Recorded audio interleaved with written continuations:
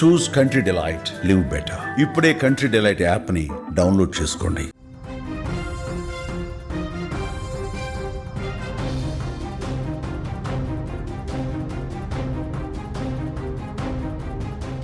చేవెర్ల మీర్జాగూడ వద్ద జరిగిన RTC bus ప్రమాదంలో తాజాగా అందులో ప్రయాణించినటువంటి ప్రయాణికుల వివరాలు ఒక్కొక్కటిగా బయటకు వస్తున్నాయి. తాండూరు పట్టణంలోని గాంధీనగర్పై మరణ శాసనం రాసింది యొక్క ప్రమాదం. ఒకే కుటుంబానికి చెందినటువంటి ముగ్గురు అక్కా చెల్లెళ్ళు తనుష, సాయిప్రియ, నందిని ఈ కంకర లారీ ధాటికి ఈ లోకాన్ని వీడారు. ఎల్లయ్య గౌడ్ గారి ఇల్లు ఈ క్షణం ఆ క్షణం వరకు కూడా నవ్వులు ఆటపాటలతో కలకలడాడింది. నిన్న నైట్ వరకు కూడా ఆ ముగ్గురు అక్కా చెల్లెళ్ళు ఆ ఇంటికి 3 దీపాలు లాంటి వారు. ఉన్నత చదువుల కోసం ఉదయం ఉత్సాహంగా హైదరాబాద్ వైపున వెళ్తున్నటువంటి ఆర్టీసీ బస్ ఎక్కారు. ఆ క్షణమే అది వారి జీవితాల చివరి ప్రయాణం అవుతుందని కూడా ఆ పేదింటి తల్లిదండ్రులు కలలో కూడా ఊహించి ఉన్నారు.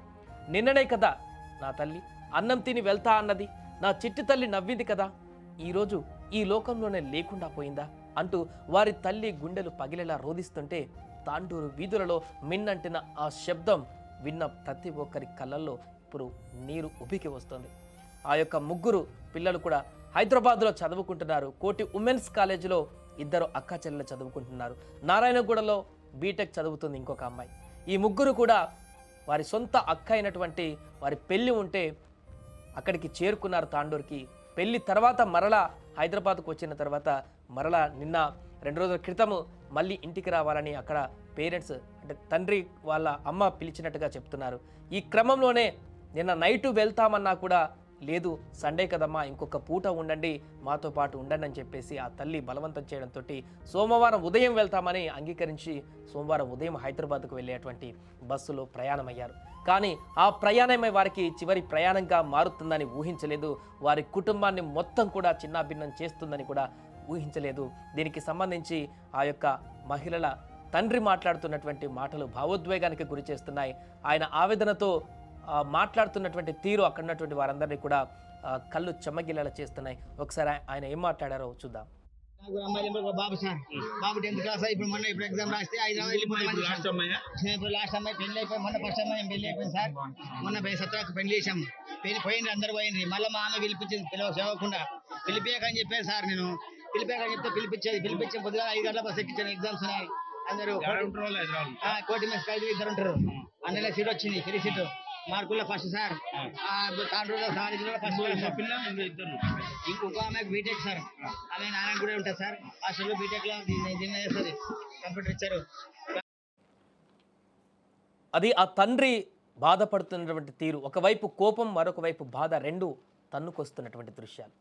పెళ్ళి అయిపోయింది, మరలా చదువు కోసం వారి జాగలో వాళ్ళు వెళ్ళిపోయారు హైదరాబాద్కి. మళ్ళీ ఇక్కడ తల్లి పిలిపించడంతో ఈ యొక్క ప్రమాదం జరిగి ముగ్గురు లేకుండా పోయారు. ఒకవేళ మళ్ళీ రాకపోతే ఈ ప్రమాదమే జరిగి ఉండకపోయేది కదా, ప్రమాదంలో వాళ్ళు ఉండకపోయేవారు కదా అనేటువంటి ఒక ఆవేదన కూడా ఆ తండ్రి కళ్ళల్లో కనిపిస్తుంది.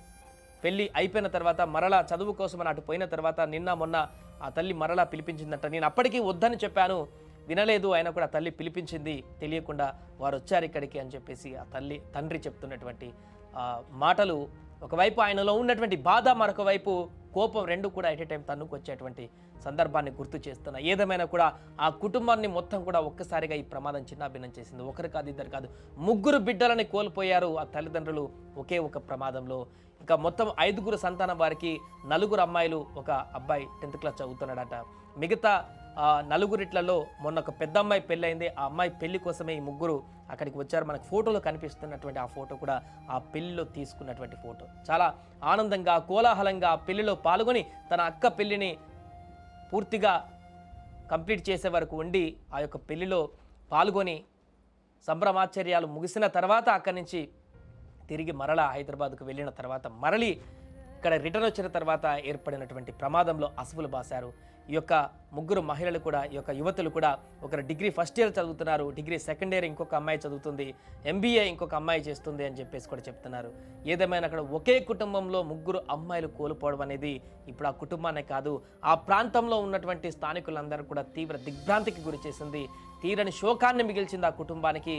ఇది ఎవరికి పూర్తిగా వర్ణించలేనటువంటి బాధగా చెప్తున్నారు. ఒకే కుటుంబంలో 3 బిడ్డలను కోల్పోవడం అంటే అసలు ఏ తల్లిదండ్రులు కూడా తట్టుకోలేనటువంటి అంశంగా చెప్తున్నారు.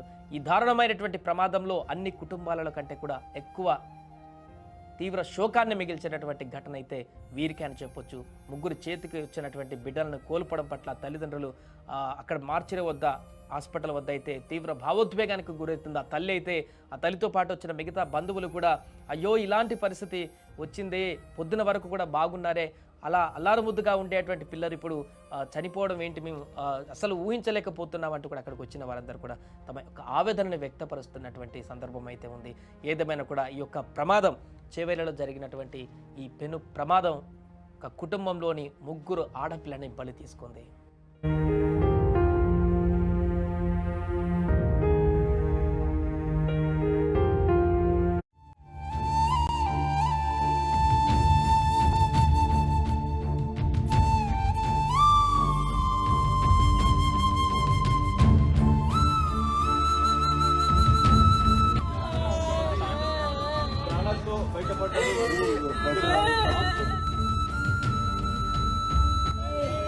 ఎట్లా